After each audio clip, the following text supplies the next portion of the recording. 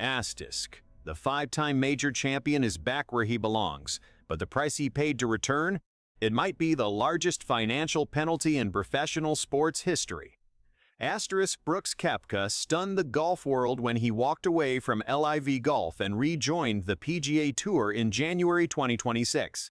He forfeited 5 years of equity shares. He gave up access to the FedEx Cup bonus program. He wrote a $5 million check to charity just for the privilege of playing again. Asterisk. And now, with the U.S. Open at Shinnecock Hills just 2 weeks away, Koepka has finally revealed what he was really thinking during those dark days. He called Tiger Woods first. He admitted he's nervous about how players will receive him. And he dropped a confession about his game that changes everything we thought we knew about his chances. Asterisk. I've got a lot of work to do with some of the players, Koepka said before his return. There's definitely guys who are happy and definitely guys who will be angry. But here's what nobody saw coming. Tom Watson, the 8-time major champion, just accused the PGA Tour of reneging on their promise to ban LIV defectors for life. If I was commissioner, that's what I would do, Watson said. Asterisk. What did Brooks Koepka just reveal that has the golf world rethinking the U.S. Open? And is he about to do something at Shinnecock that nobody expects? Asterisk. Welcome to Golf Untold. Today, we're breaking down everything you need to know. Before Brooks Koepka could step foot on a PGA Tour course again, before the paperwork was signed, before the $5 million check was written, there was one phone call he had to make. And he didn't call his agent. He didn't call the PGA Tour commissioner. He called Tiger Woods. Think about the weight of that decision. Tiger Woods wasn't just the greatest player of his generation. He was also a player director on the PGA Tour board, one of the people who would ultimately decide whether Koepka's return was even possible. Koepka needed an ally. He needed someone who understood what it meant to leave and come back. He needed Tiger. That phone call set in motion a chain of events that would reshape professional golf. The PGA Tour board, led by a majority of players, approved a one-time returning member program for LIV defectors who had won a major or players' championship since 2022. Koepka was the first. At the time, he was the only one willing to pay the price. And what a price it was. Koepka agreed to forfeit any player equity shares for the next 5 years, a penalty the PGA Tour estimated could cost him between $50 million and $85 million in potential earnings. He also agreed to make a $5 million donation to charity, to be determined in consultation with the tour, and he was barred from the $100 million FedEx Cup bonus program in 2026. There was no negotiating, Koepka said flatly. It's meant to hurt, it does hurt, but I understand. It's not supposed to be an easy path. There's a lot of people that were hurt by it when I left, and I understand that's part of coming back. Koepka had 1 year left on his LIV contract when word began circulating in November 2025 that negotiations were not going well. He had publicly complained that LIV was not as far along as he would have liked. Then, on December 23, LIV announced an amicable split. Koepka cited a need to be closer to family, particularly after his wife suffered a miscarriage, as the driving force behind his decision. I needed to be there with my family over the last few months. I needed to be closer to home, Koepka said. I was able to get out of the LIV contract. Everything lined up perfectly and I was able to get back on tour. The first person he called after the deal was done, Tiger Woods, and the second, probably his accountant. Koepka knew his return wouldn't be universally celebrated. He prepared himself for the worst. And when he spoke to reporters ahead of the Farmers Insurance Open, his first non-major PGA Tour event in nearly 4 years, he didn't pretend otherwise. I've got a lot of work to do with some of the players, Koepka admitted. There's definitely guys who are happy, and definitely guys who will be angry. It's a harsh punishment financially. I understand exactly why the tour did that. It's meant to hurt. But his departure hurt a lot of people. If anyone is upset, I need to rebuild those relationships. The reception inside the locker room was exactly as mixed as Koepka expected. Jordan Spieth, Always diplomatic, offered a measured take. "You're not going to ask somebody to change to please other people," Spieth said. "I don't think he needs to play Monday Pro-Ams or walk along the range and shake everyone's hand and say, 'I'm sorry.' He just comes back and plays really good golf. That's good for everybody." But others were less forgiving. Wyndham Clark, who reportedly turned down a lucrative offer to join LIV Golf himself, admitted he felt conflicted. He said Koepka was able to get the cake and also eat it. Hideki Matsuyama told Golf Digest Japan that he was shocked by Koepka's return and puzzled by the tour's lack of communication. The most brutal criticism came from outside the locker room.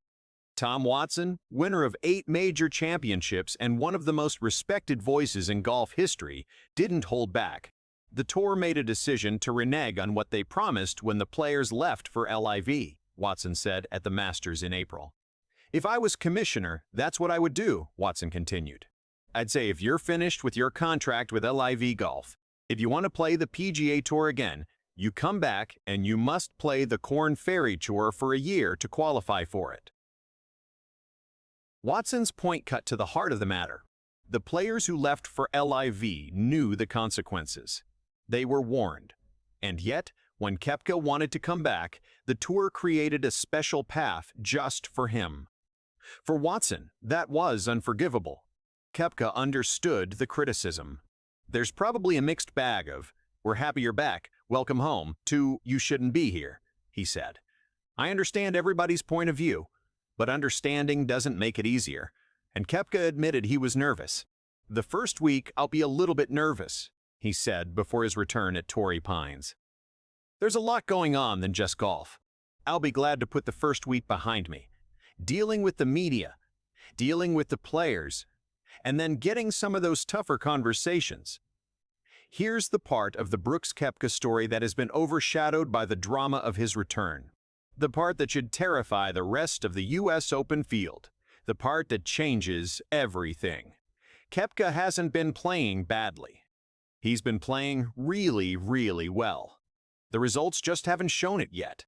Let me walk you through the numbers. Koepka is ranked 3rd on the PGA Tour in strokes gained approach this season. That's right, 3rd, behind only the best ball strikers in the world.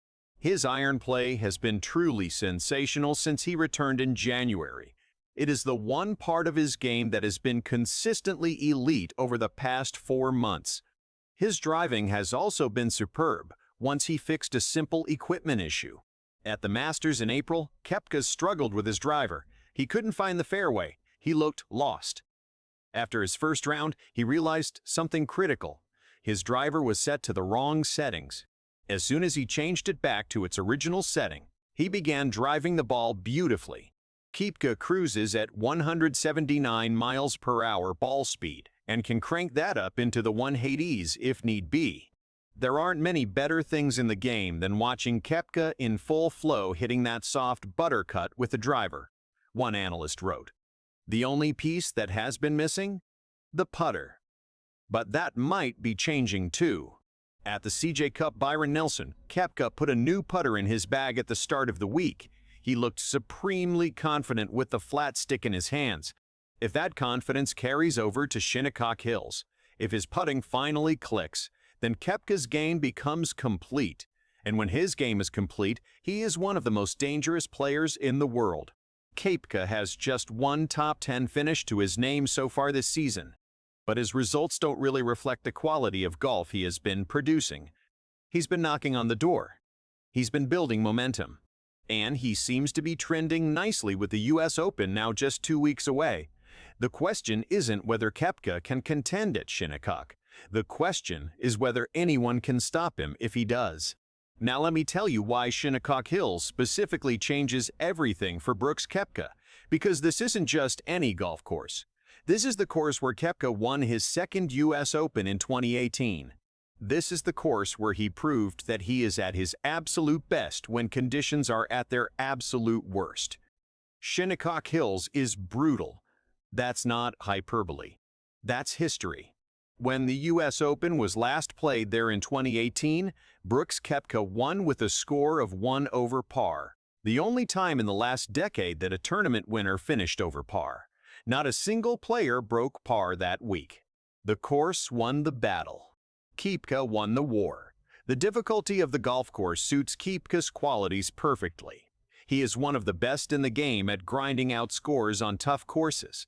He doesn't get flustered by bogeys.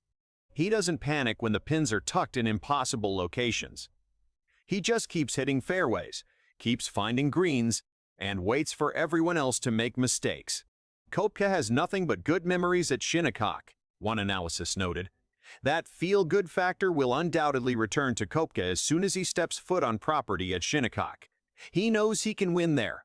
He has won there. And that knowledge is priceless. Consider what it took to win in 2018. The wind was howling. The greens were so fast that putts rolled past the hole by 15 feet. Players were hitting fairway woods into par threes. And Koepka, 5 years before he would leave for LIV and 4 years before he would return, stood in the middle of all that chaos and refused to blink. He held off Tommy Fleetwood by 1 stroke. He made the difficult shots look routine. And he walked off the 18th green with a trophy that confirmed what everyone already suspected. Brooks Koepka is a different beast in the majors. That mentality hasn't changed. Koepka is not interested in amassing top 10 finishes. He's not even interested in finishing second. All he cares about is winning golf tournaments. That mindset leaves him disappointed more than most, but it also helps him get the job done when the pressure is at its most intense. If Koepka gets in contention at the US Open, and all signs suggest he will, there are no concerns that he will wilt under the pressure. He's done this before, on this exact course, under these exact conditions, and the memory of that victory is still fresh in his mind. This is where the form conversation gets tricky. On paper, Koepka's season hasn't been spectacular. 1 top 10 finish, inconsistent results. A putter that has let him down more than once. But Shinnecock Hills isn't a paper course. It's a test of grit, resilience, and major championship DNA. And nobody has more of that than Brooks Koepka. Rory McIlroy noticed the shift months ago. When Koepka left LIV and returned to the PGA Tour, McIlroy saw it as a sign that the Saudi-backed league was in trouble. "It's not as if they made any huge signings this year, is it?" McIlroy said. "They haven't signed anyone who moves the needle, and I don't think they will. They've lost Brooks." The PGA Tour caned Koepka, and at Shinnecock Hills, that game might turn into a victory that nobody saw coming.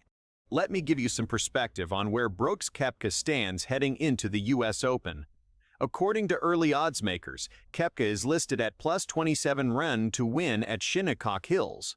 That puts him in the second tier of favorites, behind Scottie Scheffler, 4,990, Rory McIlroy, 950, Jon Rahm, 1,400, and Cameron Young, 1,500, but ahead of Justin Thomas, Jordan Spieth, and most of the LIV contingent. The odds reflect the uncertainty around Koepka's form. He hasn't won yet this season. He hasn't consistently contended. The putter has been a question mark. But odds makers also know what Koepka has done at Shinnecock before. And that history is baked into the number. The field at Shinnecock will be loaded, as always. Scheffler enters as the favorite, fresh off another dominant season. McIlroy is the Masters champion and playing with confidence. Jon Rahm is lurking, still one of the best in the world, despite LIV's uncertainty. Bryson DeChambeau is the 2023 US Open winner and has the length to overpower any course. But here's what makes Koepka different. He has nothing to prove and everything to gain. He already left LIV. He already paid the price. He already survived the criticism and the locker room tension. He's playing with house money and a $5 million charity donation that's already been written. Koepka's mindset at Shinnecock will be simple. Hit fairways, hit greens, make putts, let the course beat everyone else. It's the same formula that worked in 2018, and there's no reason it can't work again. The course has changed slightly since 2018. The USGA has added length to some holes and narrowed fairways in others. But the core challenge remains the same. Shinnecock is a thinking player's course. It rewards patience and punishes aggression. It favors players who can control their emotions as much as their golf swings. Brooks Koepka is not a patient person by nature. He's fiery, he's intense. He wears his emotions on his sleeve. But on a golf course, especially a US Open golf course, he becomes something else. He becomes a stone-cold killer. He becomes the player who won 4 majors in 3 years. He becomes the player who looked at a 1-over-par winning score and thought, that's good enough. That's the Koepka who will show up at Shinnecock. And that's the Koepka who should have the rest of the field worried. After all of this, the phone call, the tiger, the $85 million penalty, the divided locker room, the Tom Watson criticism, the putter changes, the Shinnecock history. What did Brooks Koepka really reveal? He revealed that he's human. That's the truth nobody wants to admit about the 5-time major champion.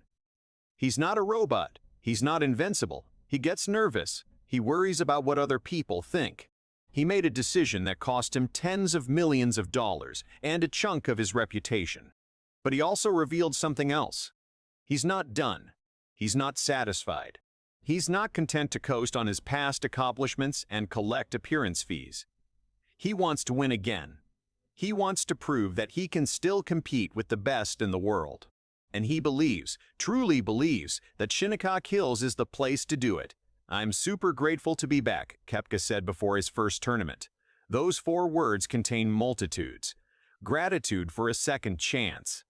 Gratitude for the players who supported his return. Gratitude for a game that has given him everything. The US Open at Shinnecock Hills will be Koepka's first major since returning to the PGA Tour. It will be his first chance to silence the critics who said he couldn't come back. It will be his first opportunity to remind everyone why he was once considered the most dangerous, closer in golf. He's 36 years old. He's won 5 majors. He's been to the mountaintop and back. And now, with the world's toughest test awaiting him on Long Island, he's ready to do it all over again. What did Brooks Koepka just reveal ahead of the US Open? He revealed that he's still here. He's still fighting. And at Shinnecock Hills, he might just remind everyone why they should never count him out. The question is whether the rest of the field is ready for what's coming.